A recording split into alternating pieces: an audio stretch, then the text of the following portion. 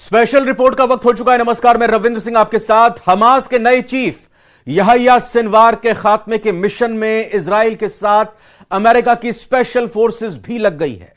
America special forces Hamas के tunnel network का map बना रही है, उसका नक्शा तैयार कर रही है।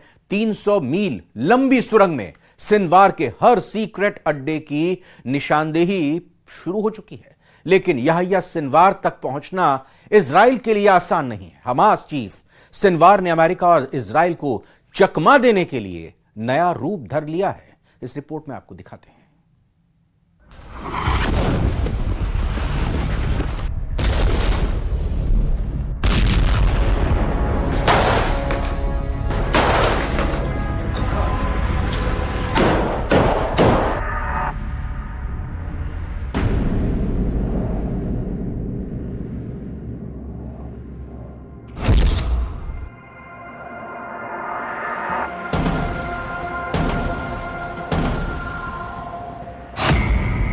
गाजा, रफा,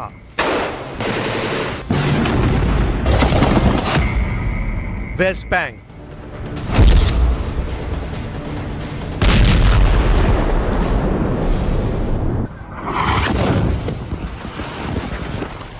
हमास के सभी गढ़ ढह गए हैं।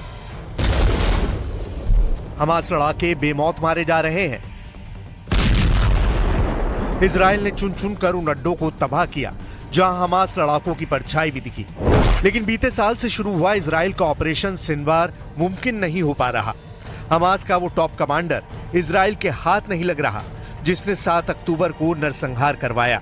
कई बार याह्या सिनवार के करीब तक पहुंच चुके इजरायली कमांडो ऐन वक्त पर उसे दबोचने से चूक जा रहे हैं। या ये कहना सही है कि सिनवार इजराइल के हाथ आता है लेकिन फिसल कर फिर हमास की अंधेरी सुरंग में गुम हो जाता है। जबकि प्राइम मिनिस्टर नेतन्याहू को सिनवार चाहिए, जिंदा या मुर्दा। याह्या सिनवार की धरपकड़ में सिर्फ इजराइल फोर्सेज ही नहीं लगी हैं। हमास के गजा चीफ के सर्च ऑपरेशन में सुपर पावर अमेरिका ने भी पूरी ताकत झोंक रखी है। बावजूद इसके सिनवार लुका छुपी के खेल में हर बाजी मार ले जा रहा है। आखिर इजराइल के खूंखार कमांडो को कैसे धोखा दे रहा है सिनवार? क्या बहुरूपिया बनकर गजा में छुट्टा घूम रहा है हमास का कसाई? सिनवार प्लेबुक का कैसे कर रहा है इस्तेमाल? हमास की सुरंग नेटवर्क में कहां है सिनवार की करेक्ट लोकेशन?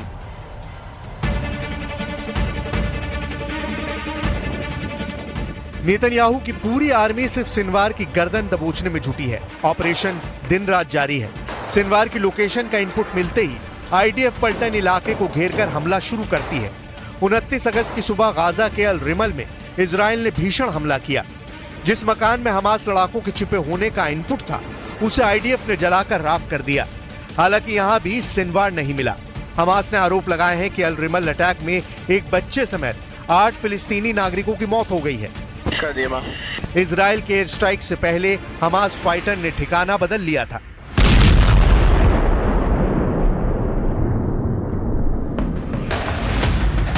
हालांकि पुष्टि नहीं हो पाई है कि याह्या सिनवार अल रिमल में था या नहीं। सिनवार के सर्च में जुटे अमेरिका और इजराइल को अब तक जो इनपुट हाथ लगे हैं उससे यह भी साफ हो चुका है कि सिनवार तक पहुंचना आसान नहीं है।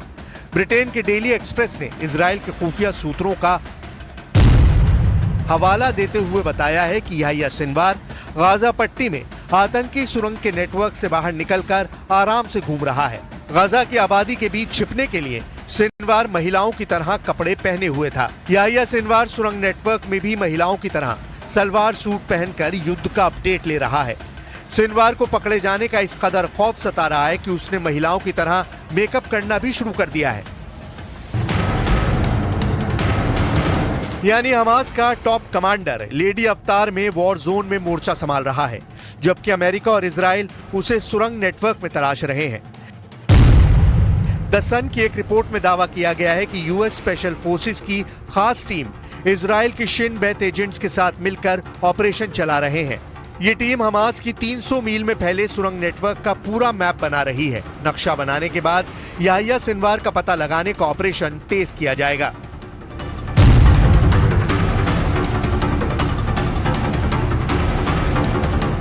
याहिया सिनवार कैसी सुरंग में रहकर इजराइल को दहला रहा है उसे भी देखिए। यह हमास के सुरंग नेटवर्क का ट्रेलर भर है, जहां रेल की पटरियां बिछी हुई हैं। हमास का अंडरग्राउंड टनल जमीन के नीचे बना बारूदी तहखाना है। इजराइल ने अब तक गजा में हमास के 350 से 450 मील लंबे टनल नेटवर्क का पता लगाया है, यानी 140 मील लंबे गजा का 1/3 हिस्सा अंडरग्राउंड टनल में तब्दील कर दिया गया है। हमास की इस भूल भुलैया में सलवार सूट पहनकर याहिया सिनवार नेतन्याहू को छका रहा है। सूत्र बताते हैं कि सुरंग में महिलाओं के कपड़े पहनकर बैठा सिनवार इस्माइल हानिया को याद कर दहाड़े मारकर रोने भी लगता है। हालांकि हमास लड़ाकों के सामने सिनवार कभी आंसू नहीं बहाता। जिस सुरंग में सिनवार ने अड्डा जमा रखा है वहां हर तरह की सुविधाएं हैं। हमास के टनल नेटवर्क में जल निकासी का सिस्टम है। सभी सुरंग में बिजली का कनेक्शन है। सुरंग में हवा के लिए वेंटिलेशन का बंदोबस्त है। सुरंग में सीवेज के आने जाने के लिए रेल लाइन बिछाई गई है। सिनवार की सुरंग की फर्श ठोस मिट्टी से बनी हुई है। जिस सुरंग में सिनवार छिपा है उसकी दीवारें कंक्रीट से बनी हैं, जिससे बड़े हमले से सिनवार की जान बचाई जा सके। इसी साल 31 जनवरी को याहिया सिनवार ने आईडीएफ को सुरंग नेटवर्क के जाल में उलझाया था। दक्षिणी गजा की सुरंग में बैठे सिनवार के बेहद करीब आईडीएफ कमांडो पहुंच गए थे, लेकिन कमांडो रेड से पहले सिनवार ऐन वक्त पर ठिकाना बदलने में कामयाब रहा। गजा में भयानक तबाही मचाने के बाद अब इजरायली सेना ने वेस्ट बैंक को दूसरा गाजा बनाना शुरू कर दिया है। वेस्ट बैंक के कम से कम 4 शहरों पर इजरायली सेना ने इतने भीषण, इतने बड़े हमले किए जिसने वेस्ट बैंक में 20 साल का रिकॉर्ड तोड़ दिया है। इजरायली सेना दावा कर रही है कि इस वक्त वेस्ट बैंक में हमास और हिजबुल्लाह मिलकर हमले कर रहे हैं। इजरायली सेना का साफ कहना है कि वेस्ट बैंक की जंग में हमास के लड़ाके हिजबुल्लाह के कमांडर्स के आदेश पर ही हमला कर रहे हैं।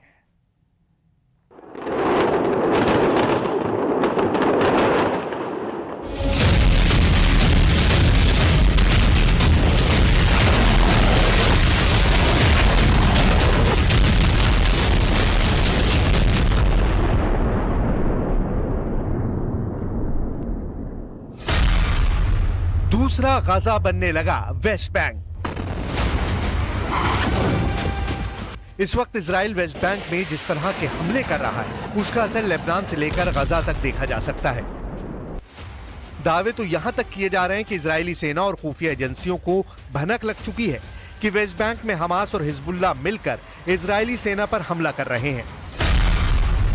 हमास के लड़ाके हिजबुल्लाह के कमांडर वेस्ट बैंक के कम से कम 4 शहरों पर इजरायली सेना हमले कर रही है, क्योंकि हमास ने वेस्ट बैंक के लड़ाकों से इजराइल के खिलाफ युद्ध में शामिल होने को कहा है। साथ ही उसने तमाम फिलिस्तीनी गुटों से इजराइल के खिलाफ मिलकर जंग लड़ने की अपील की है। इजरायली सेना ने फिलिस्तीन के वेस्ट बैंक में बड़ी सैन्य कार्रवाई शुरू की है। इजरायली मीडिया के मुताबिक ये कार्रवाई कई दिनों तक चल सकती है। हजारों की संख्या में इजरायली सेना ड्रोन, लड़ाकू विमान और बुलडोजर लेकर वेस्ट बैंक में घुस चुकी है। वेस्ट बैंक और गजा में इजराइल के हमले में पिछले 24 घंटे में कुल 18 फिलिस्तीनियों की मौत हुई है।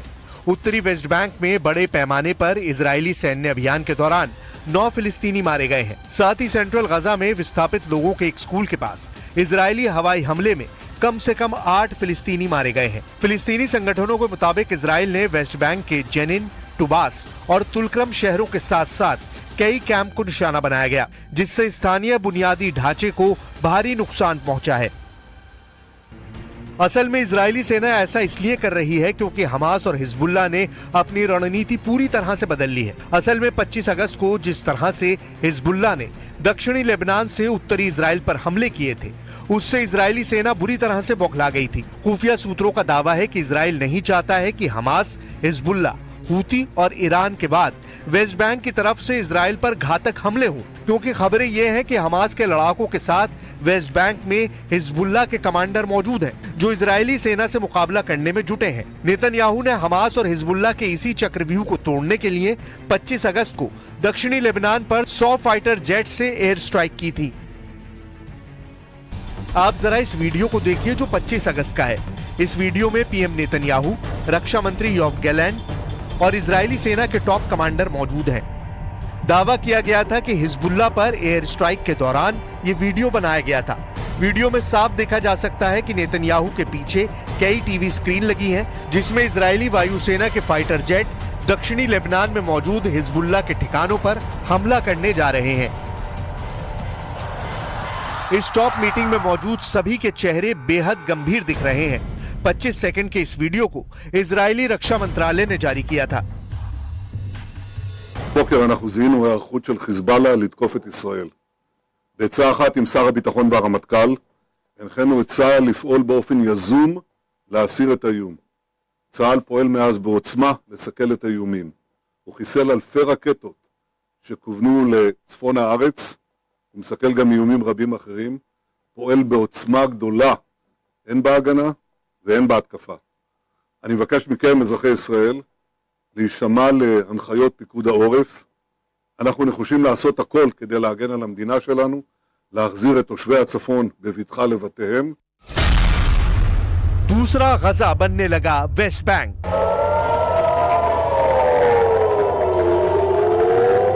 इसीलिए वेस्ट बैंक में गजा जैसे हमले शुरू हो गए हैं। इधर इजराइल के विदेश मंत्री इजराइल काट्स ने वेस्ट बैंक में हमलों को गजा युद्ध जैसा बताया है। उन्होंने सोशल मीडिया पर लिखा है, हमें इस खतरे से ठीक उसी तरह निपटना होगा जैसे हम गजा में आतंकियों से निपटते हैं। इसमें फिलिस्तीनी नागरिकों को अस्थायी रूप से वहां से निकालना और कोई भी अन्य कदम उठाना शामिल है। ये हर मायने में युद्ध है। نايمين احنا صحينا على الطخ الساعة 3:30 تقريبا الصبح. قعدت بقعد في المرمى كلها كومة بطخ الجيش على الدار قاعدين. ما لحقت اقعدها اللي هم ضاربين صاروخ على الدار، صاروخ نيرجا. هربت انا والمرأة على الغرفة الثانية، ردوا ضربوا اخرى صاروخ. ابني وهو مرته فوق في الطابق الثاني. ضربوا عليهم صاروخ، هي حتى نطلع عليها شيء فايلت من فوق لك، هذا طابق ثاني واقع كلياته. ولعت الدار وضربوا الصاروخ حوالي 3-4 صواريخ اللي ضربونا على الدار ونصيح عليهم ولعت الدار مش عارفين وين نروح. इजराइल का वॉर प्लान पूरी तरह से बदला हुआ दिख रहा है। इसके पीछे की सबसे बड़ी वजह है हिजबुल्लाह के वो कत्यूशा रॉकेट और मिसाइलें जो लेबनान की सुरंगों में भरी पड़ी हैं। जरा हिजबुल्लाह के इस वीडियो को देखिए, जहां एक विशाल सुरंग में हिजबुल्लाह के खतरनाक लड़ाके घातक हथियारों से लैस दिखाई दे रहे हैं। वीडियो में हिजबुल्लाह के लड़ाके सुपर सोल्जर्स की तरह नजर आ रहे हैं। हिजबुल्लाह की सुरंगों की खास बात यह है कि ये लगभग 2 मंजिल ऊंची है। सुरंग में घातक मिसाइलें, रॉकेट भरे पड़े हैं। बड़े बड़े ट्रकों पर सैकड़ों मिसाइलें लदी हुई हैं। चौंकाने वाले हिजबुल्लाह के वीडियो में नई इमाद 4 सुरंग दिखाई गई है। अभी तक दुनिया हमास की सुरंगों के बारे में ही जानती थी, लेकिन पहली बार हिजबुल्लाह ने घातक हथियारों से लैस सुरंग दिखाकर इजराइल और उसके सहयोगियों के होश उड़ा दिए हैं। बड़ी खबर आ रही है इस वक्त, मीडिया इंडस्ट्री की सबसे बड़ी डील पर मोहर लग गई है। वाईकॉम 18 और स्टार इंडिया के बीच डील को मंजूरी मिल गई है। जी हां, वाईकॉम 18 और स्टार इंडिया की डील को एनसीएलटी ने मंजूरी दे दी है। नेशनल कंपनी लॉ ट्राइब्यूनल ने डील को यह मंजूरी दे दी है। अब विलय के बाद नई कंपनी का वैल्यूएशन, नई कंपनी की वैल्यू 70,350 करोड़ रुपए की हो जाएगी। तो बड़ी खबर आ रही है मीडिया इंडस्ट्री के हलकों से, मीडिया इंडस्ट्री के हवाले से बड़ी डील पर मोहर लग चुकी है। वाईकॉम 18 और स्टार इंडिया के बीच डील को मंजूरी दे दी गई है। वाईकॉम 18 और स्टार इंडिया की इस डील को एनसीएलटी की तरफ से मंजूरी दे दी गई है। नेशनल कंपनी लॉ ट्राइब्यूनल ने इस डील को मंजूरी दी है और विलय के बाद, इस विलय के बाद जो नई कंपनी बनेगी या नई कंपनी आएगी फॉर्मेशन में, उसकी वैल्यूएशन, उसकी वैल्यू 70,350 करोड़ रुपए।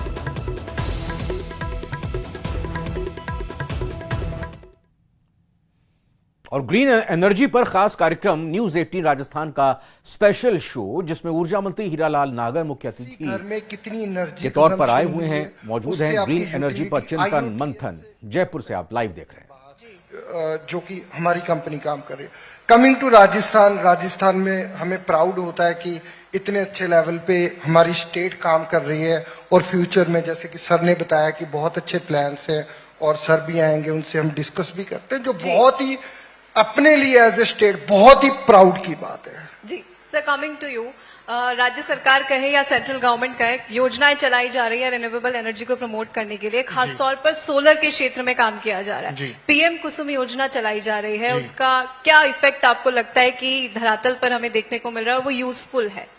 पहले तो मैं भी धन्यवाद देना चाहूँगा TV 18 को, आपके इंटायर जो जनता यहाँ पे मौजूद है उन सबको thank you so much for having me.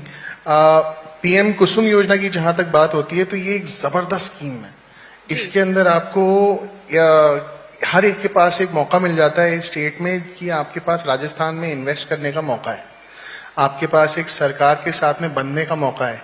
आप आज म्यूचुअल फंड में इन्वेस्ट करते हैं, आप फिक्स्ड डिपॉजिट में इन्वेस्ट करते हैं, इसकी बजाय आप खुद अपनी बिजली बनाइए, सरकार को दीजिए और उसकी।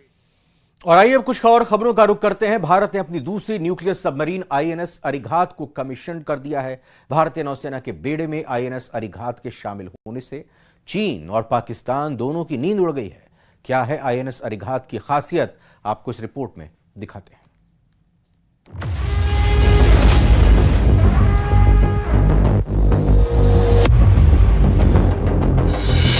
दुश्मन का होगा संहार, समंदर में उतरा अरिघात। रेंज में बीजिंग और वुहान, अरिघात सर्वशक्तिमान।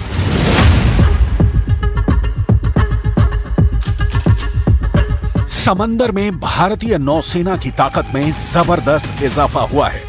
देश की दूसरी न्यूक्लियर सबमरीन अरिघात नौसेना के बेड़े में शामिल हो गई है। इससे पहले साल 2016 में स्वदेशी न्यूक्लियर सबमरीन INS अरिहंत को जंगी बेड़े में शामिल किया गया था। अरिघात शब्द संस्कृत भाषा से लिया गया है, जिसका अर्थ है दुश्मनों का संहार करने वाला। भारत की इस दूसरी न्यूक्लियर सबमरीन को विशाखापट्टनम शिपयार्ड में बनाया गया है। INS अरिघात समुद्र से 750 किलोमीटर दूर तक मार करने वाली K-15 बैलिस्टिक मिसाइल से लैस है। इसके साथ ही इंडियन नेवी इस सबमरीन को 3500 किलोमीटर तक मार करने वाली K-4 मिसाइल से भी लैस करी। समुद्र की सतह पर INS अरिघात की रफ्तार 22 से 28 किलोमीटर प्रति घंटा की होगी, जबकि समंदर की गहराई में अरिघात 44 किलोमीटर प्रति घंटे की गति से चल सकती है। बैलिस्टिक मिसाइल फायर की जा सकती है, जिसमें कन्वेंशनल वॉरहेड के साथ साथ न्यूक्लियर वॉरहेड भी दागा जा सकता है। INS अरिघात 50 दिन से ज्यादा पानी के अंदर रह सकती है, क्योंकि ये न्यूक्लियर रिएक्टर के जरिए बनी ऊर्जा से ऑपरेट होती है। इसलिए बैटरी चार्ज करने के लिए अरिघात को सतह पर आने की जरूरत ही नहीं है।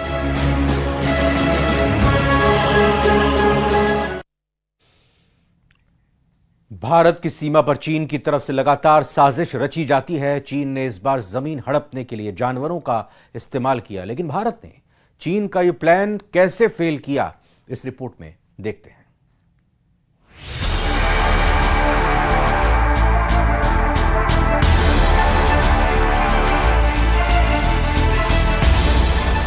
अपनी जमीन हड़प नीति के लिए बदनाम चीन हर बार भारत से मात खाता आया है। जब भी चीन ने भारत की तरफ टेढ़ी नजर डाली है, भारत ने उसे कड़ा सबक सिखाया है। डोकलाम में भारत के शूरवीरों ने चीन के कायर सैनिकों को यमराज के पास भेज दिया था। उसके बाद से चीन भारतीय सीमा में कदम रखने से भी कांपता है।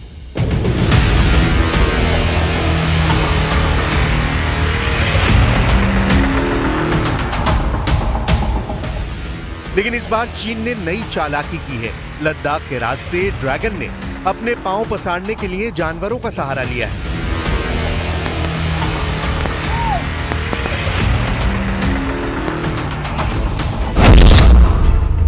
इसका पर्दाफाश तब हुआ जब 19 अगस्त को पूर्वी लद्दाख के डेमचौक में 40 चीनी याक चारे की तलाश में भारतीय इलाकों में आ घुसे। इसकी जानकारी चुशुल के काउंसलर कॉन्चेक तेंजिन ने सोशल मीडिया पर साझा की। भारतीय सैनिकों ने दरिया दिली दिखाते हुए चीनी याक को वापस तो भेज दिया, लेकिन सूत्रों के मुताबिक भारत ने सख्त लहजे में चीन को निर्देश दिया है कि ऐसी घटना दोबारा ना हो। सूत्रों के मुताबिक दोनों देशों के बीच तय प्रोटोकॉल के तहत याक के भारतीय सीमा में आने की खबर भारतीय सेना ने चीन के अधिकारियों को दी है। आपको ये समझाते हैं कि चीन की चरवाहे वाली चाल क्या है।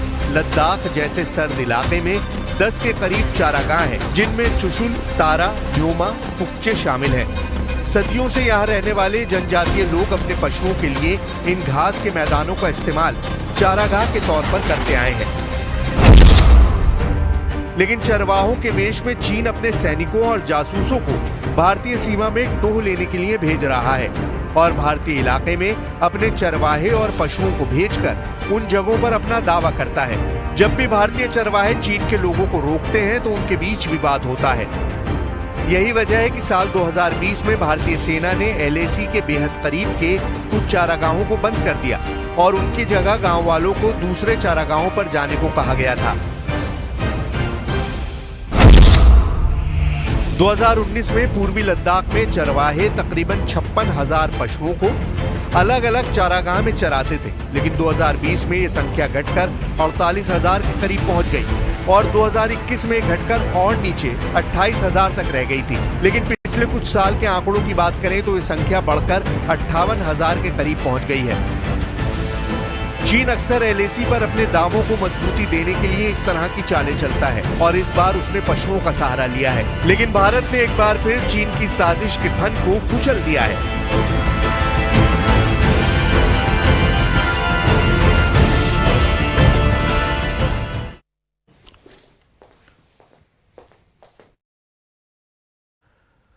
गुजरात में कुदरत का कोहराम जारी है। भारी बारिश के चलते पिछले 5 दिनों से लोग त्राहिमाम कर रहे हैं। गुजरात के 18 जिलों में इस वक्त हालात खराब हैं। बारिश और बाढ़ से मरने वालों की संख्या 32 तक पहुंच गई है। 11 जिलों में बारिश का रेड अलर्ट जारी किया गया है, जबकि 22 जिलों में बारिश का येलो अलर्ट जारी है। तबाही का आलम यह है कि गुजरात में सेना को उतारना पड़ा है।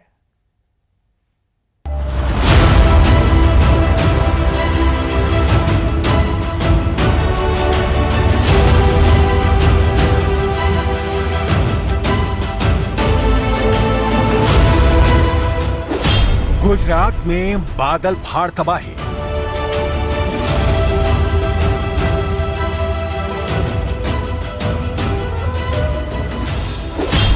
ग्यारह जिलों में सैलाब का रेड अलर्ट।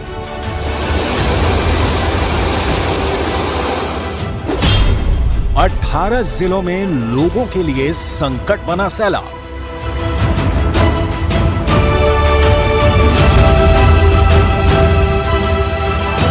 गुजरात का हर जिला इन दिनों भीषण बारिश और सैलाब की चपेट में है। कच्छ, राजकोट, वडोदरा, द्वारका में बारिश और बाढ़ ने सबसे ज्यादा तबाही मचाई है।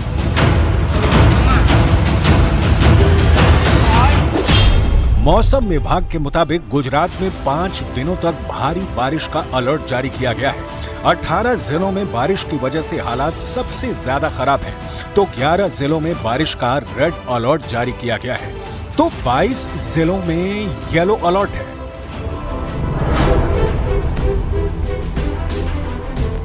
हालात ये हैं कि गुजरात के किसी भी जिले में जहां भी नजर जा रही है वहां सिर्फ और सिर्फ पानी और सैलाब ही नजर आ रहा है। अहमदाबाद, वडोदरा, कच्छ और द्वारका में कई सड़कें जलमग्न हो चुकी हैं। इतना ही नहीं, कच्छ पर तो चक्रवाती तूफान का खतरा भी मंडरा रहा है। ऐसे लोगों।